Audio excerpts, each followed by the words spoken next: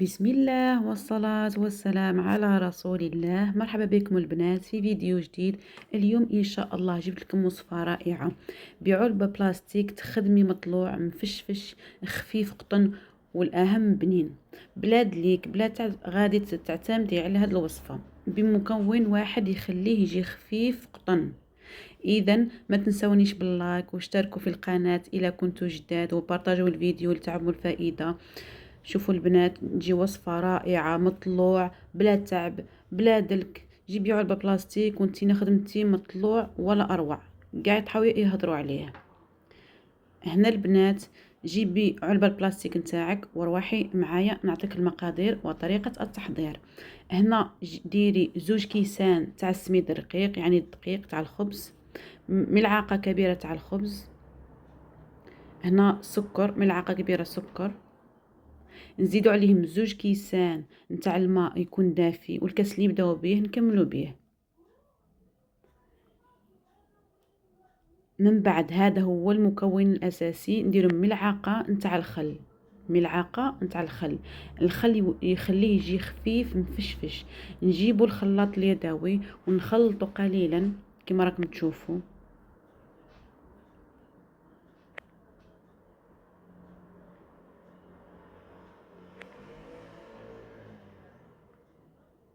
من بعد نجيبو الباتور ونقعدو نخلطو بهالطريقه. ما نقعدوش نطلعو نهودو شغل راني نخدمو المايونيز، لا لا، نديو نجيبو مع الخلط كما راكم تشوفوا. نخلطو جيدا حتى يدير لنا داك البواوق، والعجين تاعنا يطلق العلك كما نقولوا، العجين يطلق العلك يولي معلك. شوفوا البنات، ولا في هذيك العلك.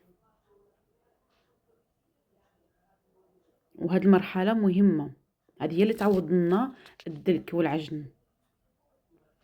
انا نصيخ وصلنا للمرحله اللي رانا حابينها. من بعد نزيد الملح، نزيدو 2 كيسان نتاع الفرينه، من بعد غير بملعقه تاع الخشب، ونخلطو العجين تاعنا كما راكم تشوفوا. ما نديروش كاع يدانا في العجين.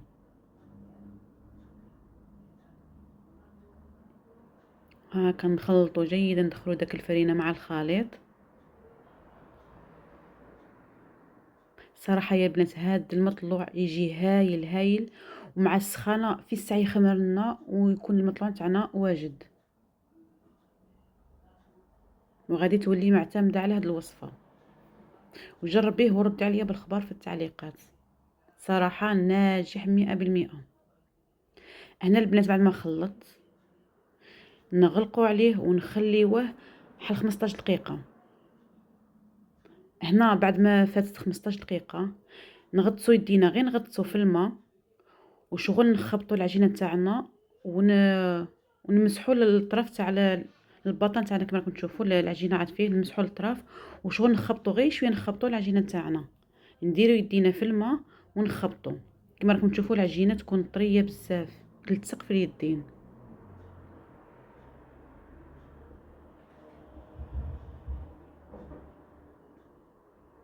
ها هكا البنات كما راكم تشوفوا.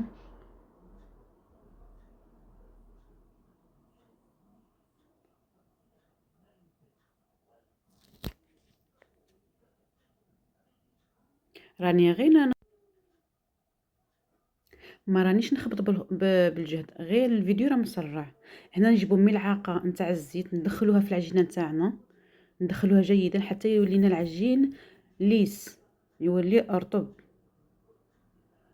كما راكم تشوفوا.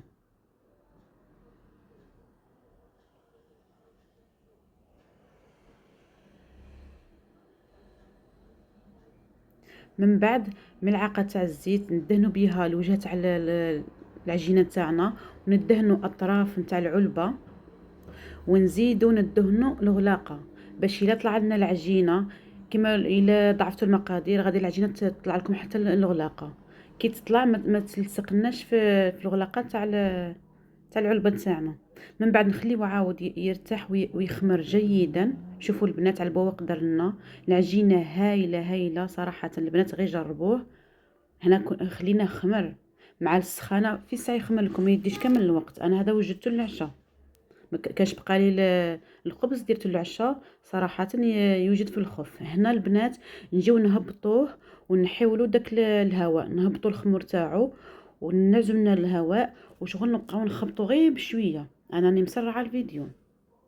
من بعد نخليو عاود 15 دقيقه باش عاود يطلع لنا داك الخمور.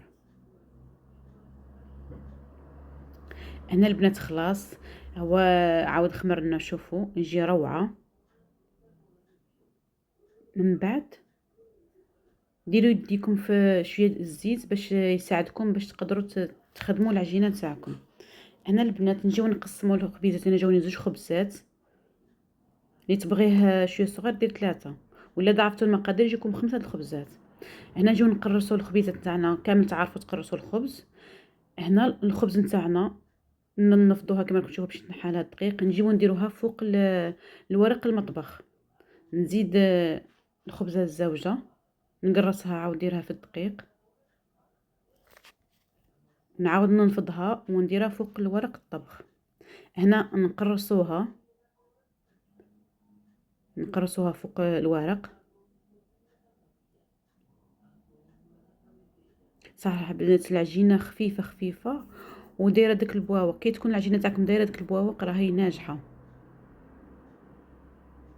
هنا بنات نقرصهم ونغطيهم ونخليهم عاود يخمروا يرتاحوا يخمروا.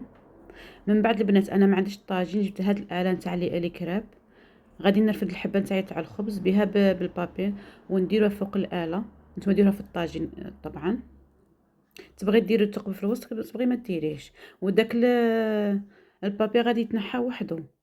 كي شغل الخبزه نتاعنا من التحت تبدا طيب غادي تنحيه ساهل. نخليو نقعد ندورو هكا العجينه تاعنا، نبقاو ندورو.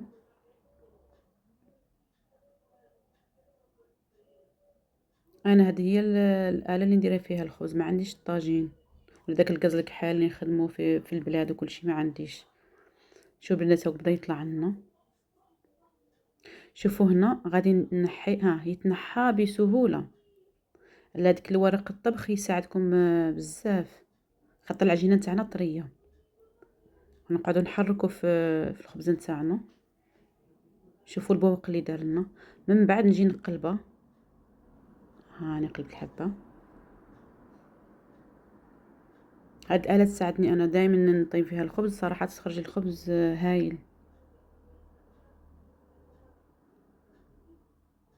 غير هي طيب حنا نحركوا فيها باش طيبنا كاع مع الجناب.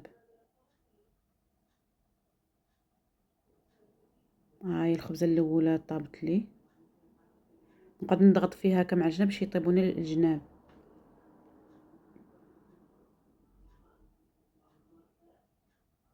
قلت كني تبغي تكثر ضعف المقادير، دير 4 تاع كيسان تاع الدقيق، 4 تاع الماء، 4 تاع الفرينه.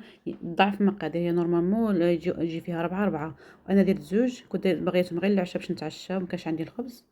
هي قلت والله نوجدهم مع كما قلت لكم راهي السخانه في ساعه خمرنا العجين تاعنا. هنا راني درت الخبزه الزوجه. شوفوا البنات تتنحى بكل سهوله من ورق الطبخ. نقعدوا نحركوا في الخبزه نتاعنا وعاود نقلبوها حتى طيب.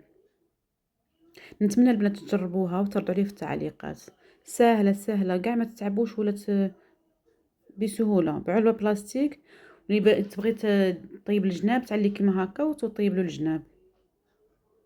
وكان اللي يدير الشاليمو ويدير يحمر داك الجناب، كان يبغي الجناب حمر يدير شاليمو ويدور على كاع الجناب. شوفوا يا البنات تجي خفيفه روعه روعه، تقول دلكتيها وهي بلاد ليك.